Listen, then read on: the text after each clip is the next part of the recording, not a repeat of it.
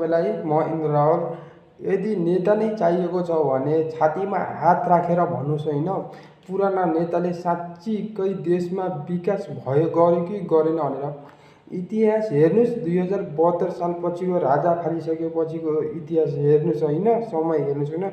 राजा फालिसकेपछि विदेश र नेपाल छोड्ने मान्छेको जनसङ्ख्या यति धेरै बढिसकेको छ कि के भन्नु। राजा हुँदाखेरि कम खान्थे, धेरै मिठो खान्थेन, त्यही पनि मान्छे नेपालमै थिए, बाहिर थिएन।